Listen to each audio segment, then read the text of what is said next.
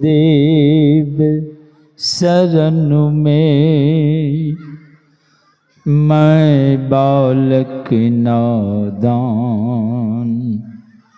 कृपा सिंधु तुम हो गुरु,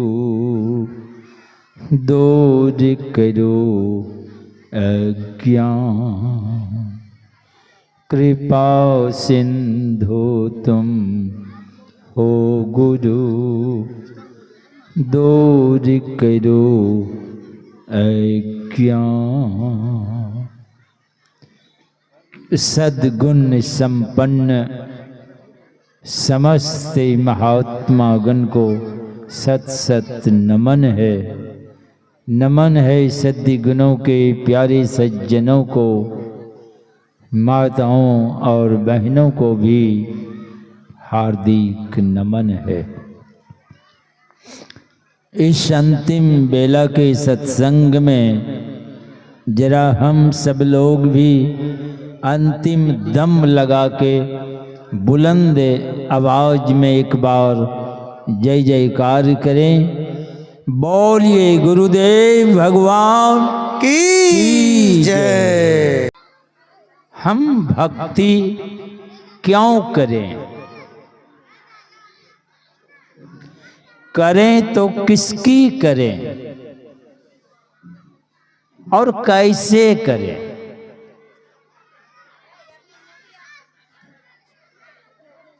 हमारे गुरु महाराज कहते हैं, एक परमात्मा की भक्ति करो, एक ईश्वर पर अचल विश्वास, पूर्ण भरोसा, और उसकी प्राप्ति कहाँ होगी? काशी में कि प्रयाग में, हिमालय की कंदराओं में, तीर्थों की धामों में? कहाँ होगी? कहीं नहीं होगी। परमात्मा की प्राप्ति अपने अंदर में होगी। अंदर चलना पड़ेगा। इसलिए कहते हैं अंतर्मुख चालो तो प्रभु को पालो। प्रभु बिनु नहीं विश्राम। जब तक प्रभु को नहीं पाएंगे आपके जीवन में विश्रांति नहीं आ सकती, जीवन में शांति नहीं आ सकती। इसलिए गुरु महाराज कहते हैं, आवागमन सम दुख दूजा, है नहीं जग में कोई। सबसे बड़ा दुख है जन्म लेना और मर जाना। इसके निवारण के लिए, ये दुखों का जो सरदार है, इसको हटाने के लिए किनके पास चलें? हमारे भगवान कृष्ण कहते हैं, यान्ति देवव्रता देवान। देवता की पूजा करोगे तो मरोगे तो देवता के पास चले जाओगे, और देवता के पास गए तो चले गए देवलोक। पितृयान्ति पितृव्रता, पितर की पूजा करेंगे तो पितर के पास चले जाए। बहुत लोग भूत की पूजा करते हैं, तो भगवान कृष्ण कहते हैं, भूतानि यान्ति भूतेज्या। भूत की पूजा करोगे तो भूते के पास जाओगे। तो क्या इन सबके पास जाने से आपका कल्याण हो जाएगा? तो भगवान कृष्ण कहते हैं, यान्ति मद्याजी अनोपी माम। जो मेरी भक्ति करते हैं वो मेरे पास आते हैं, और उसका जन्म मरण का अंत होता है। यही जन्म लेना और मरना सबसे बड़ा दुख। तो आपको चलना है प्रभु परमात्मा के पास।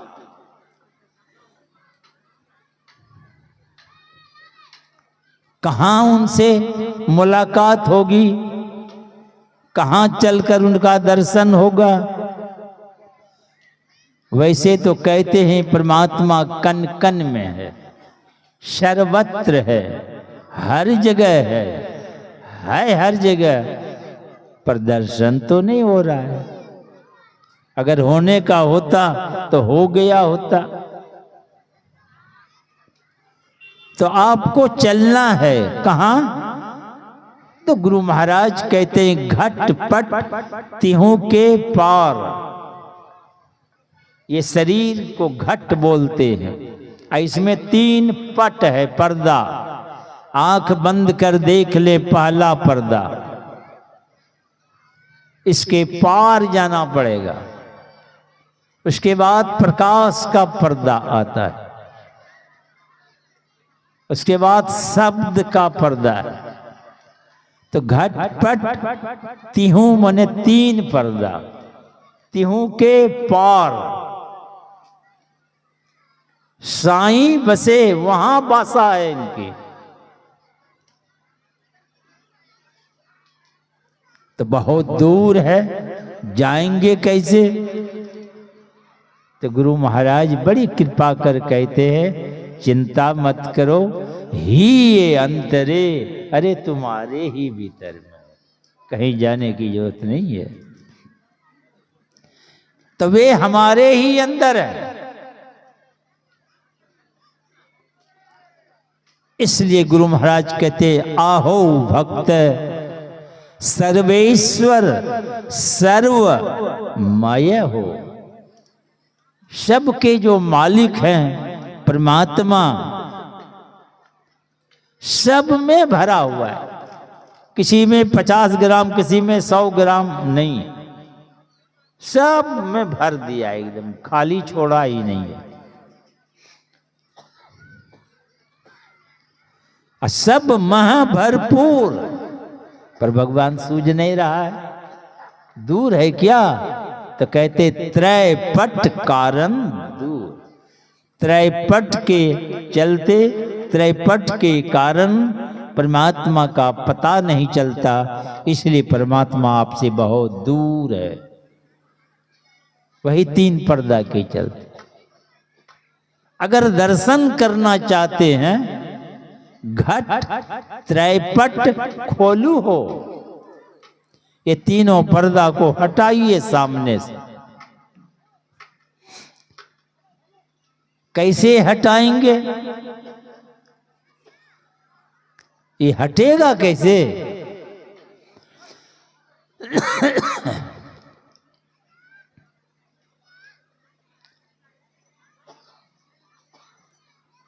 यही राज, यही भेद हमारे परमाराध्य गुरुदेव बतलाते हैं।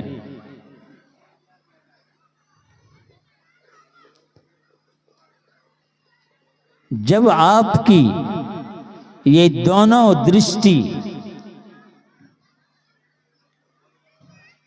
जब एक होगी, तो सारी चेतन की धारा सारी इंद्रियों के घाट से सिमट के, खिंचा के केंद्रित हो जाएगी। चिंता नहीं करो, आलू और चावल और जरूरत भी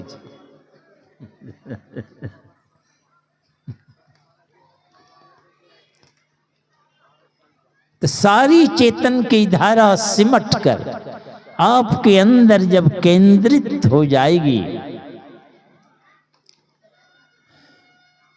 उस सुषमन में चमचमाता हुआ प्रकाश बिंदु जो प्रकट होगा, उसी में आपको प्रवेश करना है। प्रवेश करना है।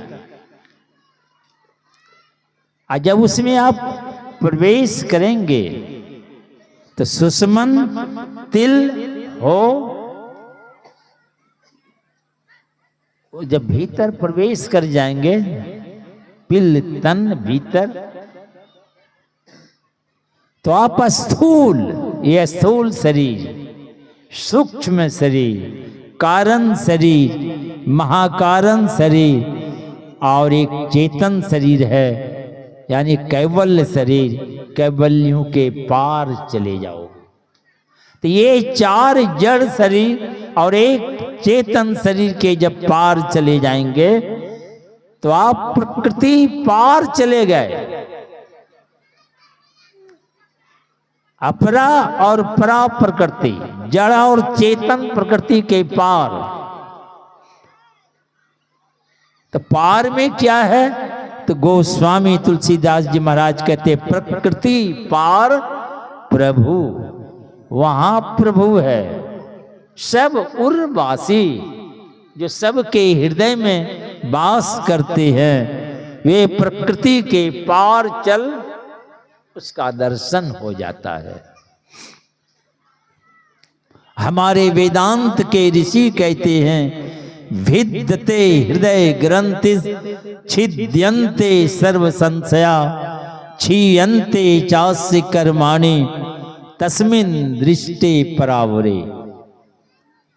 जब आप चारों जड़ और एक चेतन शरीर को पार कर जाएंगे तो कहते हैं कि तुम्हारा समस्त संशय समाप्त हो जाएगा। ये बात क्यों घट रही है, इस तरह क्यों हो रहा है, सब पूछना नहीं पड़ेगा।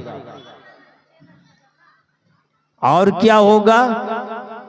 सारे जन्म जन्मांतरों में जो अच्छा खराब यानी पुण्य और पाप कर्म हुआ है, ये पुण्य और पाप कर्मों के चलते कभी नरक तो कभी स्वर्ग, कभी कीड़ा मकोड़ा घोड़ा कुत्ता, ये 84 लाख योनियों की बात सुनते हैं, उसी में आप चक्कर लगाते रहेंगे। तो हमारे वेदांत के ऋषि कहते हैं जब जड़ और चेतन को अलग कर आगे बढ़ोगे तो सारे जन्म जन्मांतरों में अच्छा खराब जो कर्म बना है, समस्त कर्म बंधन चरमरा के सब झड़ जाएगा आपका।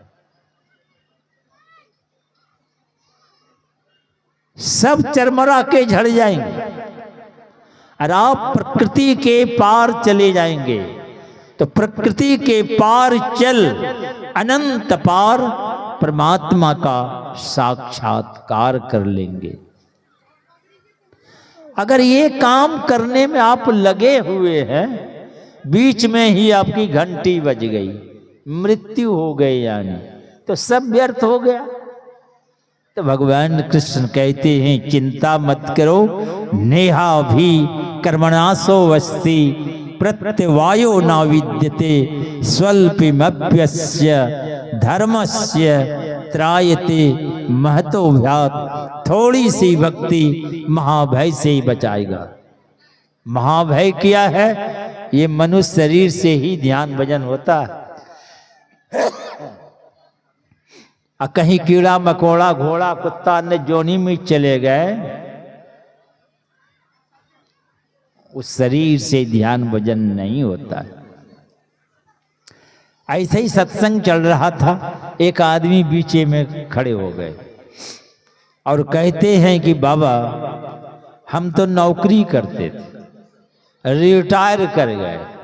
हम कहा बैठिए बैठिए, आपका टायर जो है ना घिसा गया, आपका टायर घिसा गया, अब रीम को बचा लीजिए जिस पर फिर टायर चढ़ता है। टायर कहाँ चढ़ेगा? रीम पर।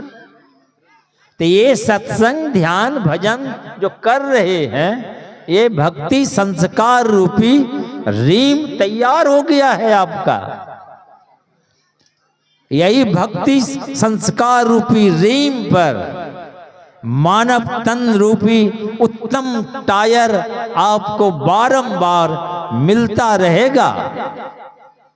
टायर तो एक से एक अद्भुत सब है। हाथी को देख लीजिए, भयंकर टायर। ऊंट को देखिए, बड़ोल टायर एकदम। मई कोई मंजिल तक पहुंचा नहीं सकेंगे आपको। यही मनुष्य शरीर है, इसलिए चिंता ना करें। बीच में ही अगर आप मर गए तो मरने के बाद वो सत्संग ध्यान भजन ही खोजता है। और मनुष्य शरीर के अलावे इस संस्कार का कोई शरीर संभाल नहीं सकता। इसलिए बार बार मनुष्य शरीर में आप आएंगे, फिर संस्कार बस प्रेरित होके फिर साधना करेंगे। आप साधना में बढ़ते हुए अंत में अनंत परमात्मा तक पहुंचेंगे। और अनंत का सुख भी अनंत है, ना उस सुख का कभी अंत होता है, ना कभी दुख का मुंह देखना पड़ेगा। इसीलिए यह मनुष्य का शरीर मिला है यही काम के लिए। अगर यह काम नहीं किया तो आपको पश्चाताप करना पड़ेगा। पर संसार में आए हैं तो नेकी से कमाई करें, थोड़े बहुत है संतोष पूर्वक रहे, संतों से युक्ति को जानकर थोड़ा थोड़ा इसका अभ्यास करें। कोई लाद लाद के ले नहीं गए, सब यहीं सब छोड़ छोड़ के गए।